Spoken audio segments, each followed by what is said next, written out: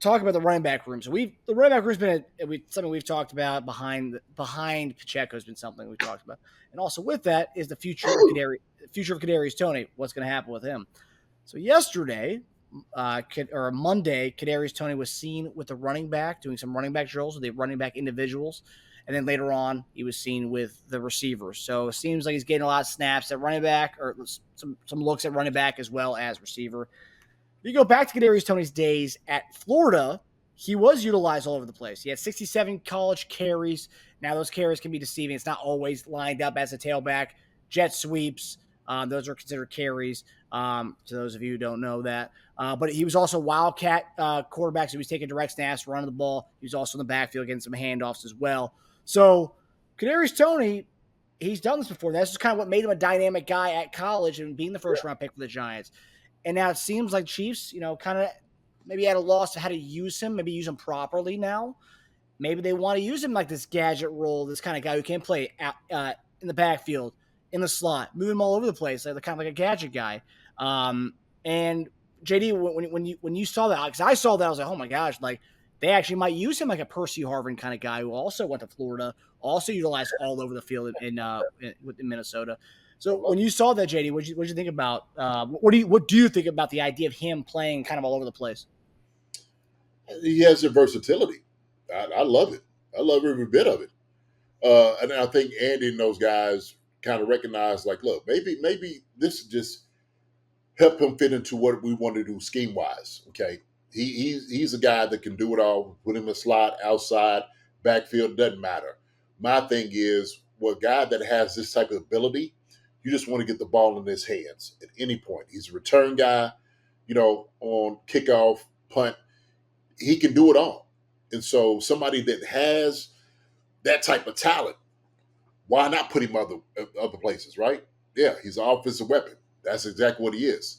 So let's make him a lethal weapon, right? How about that? And so when you do see him jet sweeps, wildcat, you're doing maybe, an option with him, he can do all those things.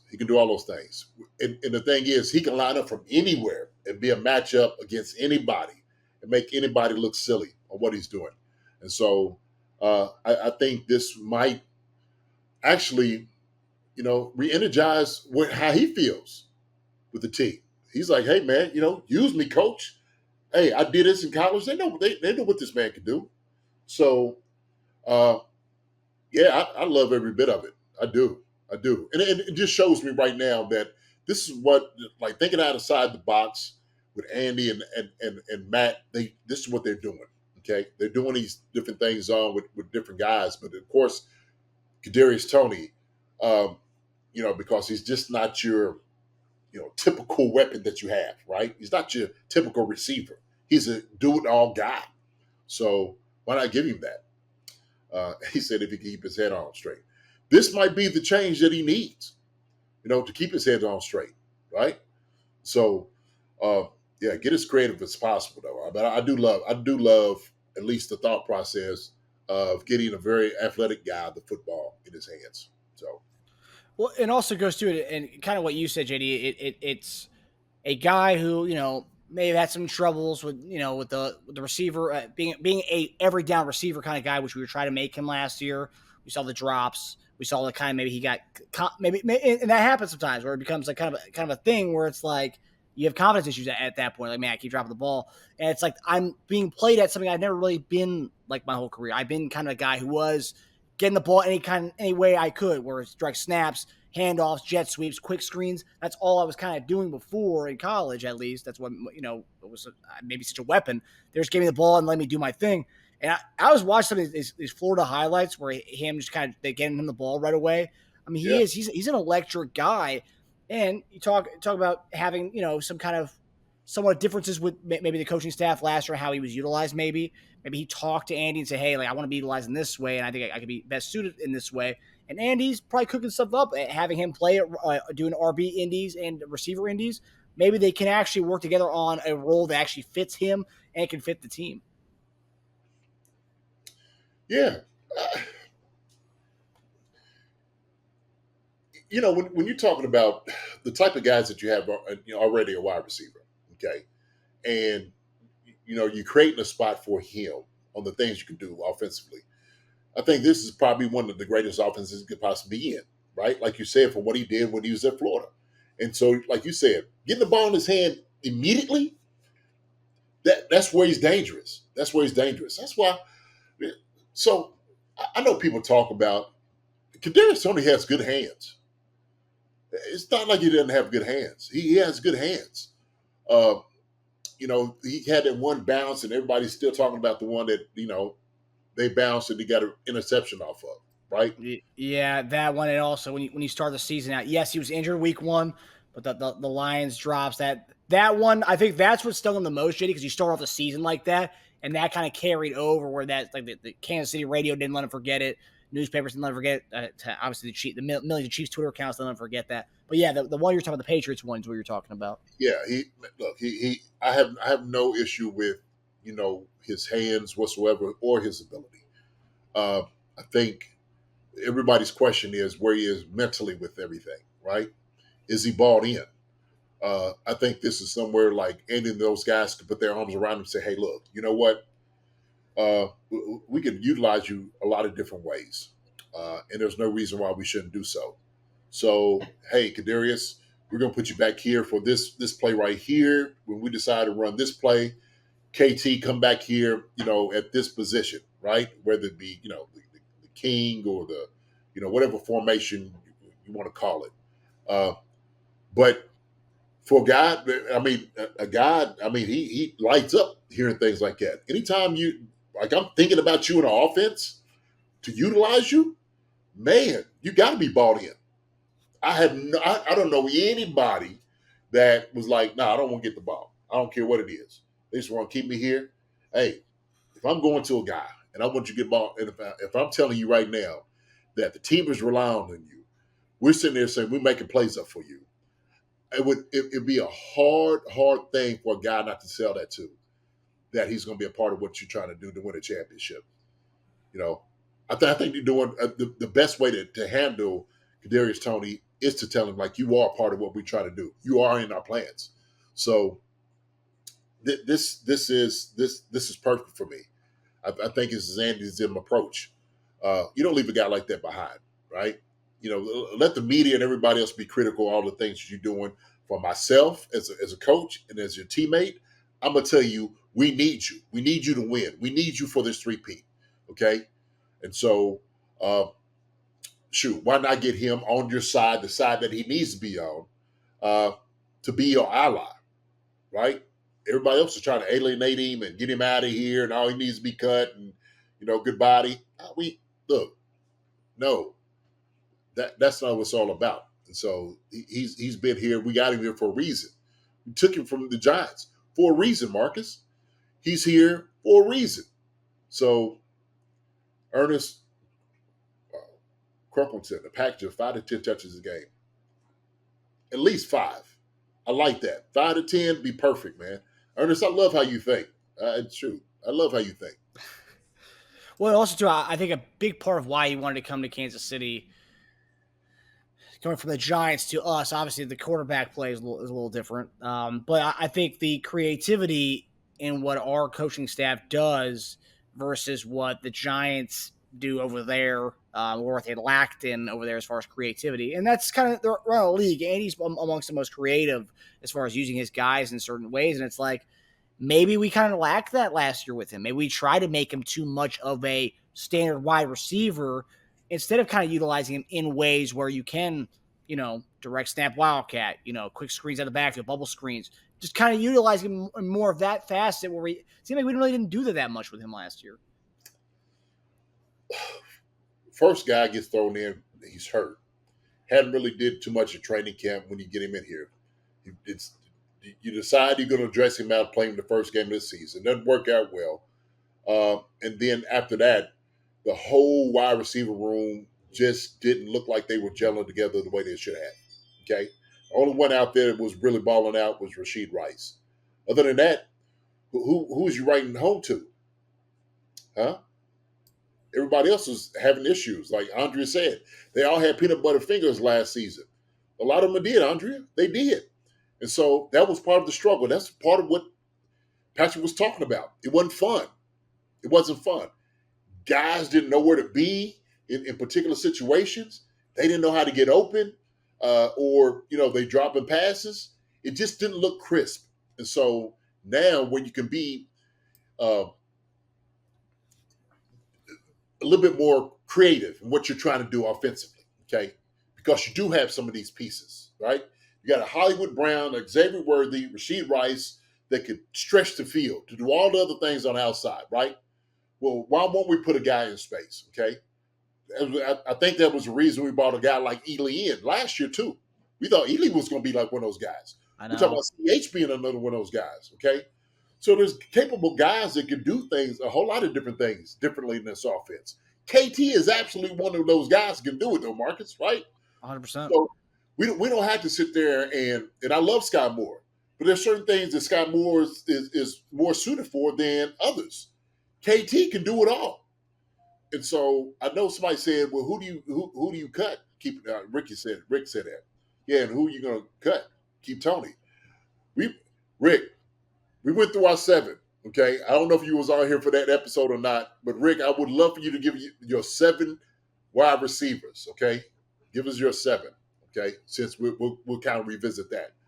But Toney was one of my guys. He was one of my guys. So everybody else fitting in and trying to get their fringe wise, this is what creates value for him because he's able to do some things that other people ain't able to do. This is what we were talking about. Justin Ross create value for what he could do also too, Marcus, right? Because he is 6'4", can go up and get the ball and catch the ball any way you want him to catch it. And so when you've got a lot of other guys, same body types, could do the same thing, that's redundant. You may not need that many guys doing the same thing like that. I need some different guys who can do some different things. And so, they was talking about that with like Jared Wiley. Like he's running a little bit with the first team. Okay. We got some different guys like Irv Smith in here that, might be able to change some things, what we do formational wise. All right.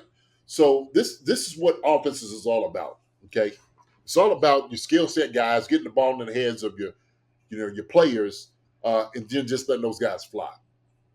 So I think this is a great time at the beginning of training camp to really get into, what you want to try to do with these, with the weapons that you got. So we'll see, man. But yeah, but it is a good thing. Cause we talked about it, and they've pretty much maintained that Kadarius Toney is one of the most talented football players on our team, and he is. You watch him play. I mean, that guy's a talented player. Just get him the ball in his hands and let him do work essentially, and that's kind of what he did in college, and that's kind of what made him that first round pick. And now we have the brains, the best, one of the best play callers of all time. Make some magic happen with this guy. You have an amazing playmaker. Let's make some magic with him. And quite frankly, and that's the thing with this offense now, with Xavier Worthy, with Hollywood Brown, with Rashee Rice in the second year, with Jared Wiley, with all the weapons we have, Kelsey, you don't really need. He doesn't need your focal point anymore, and that's a beautiful thing because you can have kind of like dial up some home run hitting plays with him if you want to. I mean, so there's many ways you can utilize him, and that's what you and I talked about when a lot of people were saying to get rid of him. No, he is like an ultimate chess piece that you can have. You can utilize him in different ways, and that's what he is. absolutely. So why get rid of your knight or your rook? One of those pieces that at the end of the game starts to come in and starts knocking off a lot of those pieces off the board, right? If you want to be strategic against these defenses, and so. No, I love the thought process here. I really do. I love it. And there's one thing I wanted to mention, JD, because we talked about utilizing our players in the right way. So McCole Hardman, who we also brought back, he actually made a comment about why he came back to Kansas City, and pretty much what we're talking about right now with Kadarius Toney. But he said he had a few options of other teams, but it just made more sense to come back. I'm more comfortable with being here my whole career. I know the system. I know the coaches. Coach Reed has a good way of putting me on the field and using me in certain situations. So I'm excited. So that's a guy who's kind of felt comfortable with the role that he utilized in Kansas City, the way Andy Reid uses him. And you know what, JD, you can speak to this. Maybe there's some Harbin and KT conversations like, hey man, like he's going to try to utilize you in certain situations and play ball, I mean, I don't know. I mean, players talk to each other all the time, and especially certain guys who are very similar in their roles and the way they're used. Yeah, and why not have that? If somebody gets hurt, this guy comes in, he can still do all the things you need to do. And so, let's say you just develop a package, okay? Uh, in this package, let's say 25 plays. Out of the 25 plays, there's three guys on the offense that can do those 25 plays, okay, better than everybody else, right? Go Hardman, Kadarius Toney, and let's just say, I don't know, CEH, okay? If you want to utilize him, because I know you've been talking about how we utilized him, how we utilized in college. Uh, and so you think, man, these guys, if one of these guys get hurt or he's not going to be for the game, he doesn't dress, then we're not all out. We're not limited in our options because we still have a guy or two guys here that can still do the 25 play package that we need to, right? It's the same thing with personnel. So you don't have, just one tight end that can catch the football and do all different things and make movement and line up against linebackers. You have actually four tight ends that can do that. Travis Kelce, Noah Gray, Jared Wiley, and Irv Smith. All those guys can line up on the outside or in the backfield and go hit guys in the mouth and linebackers. You can do those things. And so I think the more that you can find somebody, that has those abilities, the better off you're going to be. And that's what makes you so good because that puts you unpredictable against the defense. They don't know. When you come in, they're expecting, your traditional thing. Well, here come two tight end sets. They're running the football. No, no, no, no, no. Okay? Or 13 personnel. Oh, well, he's definitely going to run the ball. Absolutely not. Right? Be something totally different. And I've seen Kadarius Toney come in and actually light people up too. That sucker could block. He ain't scared of being physical. We talking about being physical. He'll come in and he'll absolutely take your head off as well. So, yeah, man, I don't limit guys, especially when you know that they have this ability, what they can do. Why do that? Why do that? So, yeah, he's a football player. I mean, you could just see that the way he plays, and you don't really especially when you have Andy Reid, you utilize him. Like you don't let him go for nothing. Marcus, And also, I always said that's the greatest compliment a coach can give a player is this guy's a football player. Okay. When you say that, you mean this dude right here could probably do it all. He understands football. Okay. yeah. And let's just wipe away what happened last year with Kadarius Toney. Hey, it wasn't what it was. Patrick done said it already. Okay. And I'm sure those guys agree with it as well. They're trying to move forward and get going to where they need to get to. Okay. And that's a three-peat. That's what we're trying to do. Andrea said KT going to break out this season. I'm looking forward to, Andrea. I hope so. I hope he proves everybody wrong. All naysayers. Really. And I agree to a certain extent. Breakout as far as whatever role he has in this team, he's going to be phenomenal at. I don't think he's going to have 1,000 yards. I don't think he's going to have No. We break out to his level. What we mean breakout is right. What he's done here so far. Right, like a productive player at all levels that he plays at. Sure. Yeah. And with that too, to talk about a guy who's, it's like he is going back to. It's like the Chiefs have found something to go back to his college days to try to get something out of him because he's also taking reps at return too, and that's longest punt return in NFL history and Super Bowl history. Kadarius Toney, Xavier Worthy, Nico Remigio, and McCole Hardman were all taking reps at punt return. So they're bringing it back to his college days, running back, receiver, and return man. So amazing that they are doing this with him. And the fact he's going to have a limited role on offense, not being the focal point at receiver anymore, they can make him the return man. I mean, I think it's a beautiful thing. Hey, man, look, we're talking about the redundancy. Because then you start Xing guys out because it's like, okay, Kadarius Toney could be a return guy, okay? So what does that mean about Remigio, right? Everybody loves Remigio. But is he another guy that is that redundant right there? And I know how you feel, Marcus. I see you. I know you love Remigio. Look. He's my seventh guy right now. Yeah, I got you, man. We'll see how it all shakes out. Okay, this is a great thing to me. This is what I love about camp. Okay, because it is about competition. It is about developing guys. It is seeing what we're going to have at the very end. as far as our products. So good. Yeah. And it seems like we're convincing everybody about KT making the squad, JD. Well, hey, we'll see, Rick. We'll see. So hopefully it works, man. I'd love to have KT here. Yeah, I would too. Yeah, and I think with this, I think they have something coming here, and I'm excited to see how it pans out. Hopefully, no injuries and whatnot. Hi, everybody. Thanks for watching. Subscribe here to get the latest from the show. Also, be sure to check out the best clips from Chief Concerns. And if you prefer to listen to the show, subscribe and follow us on Apple Podcasts, Spotify, and anywhere else you get your podcasts.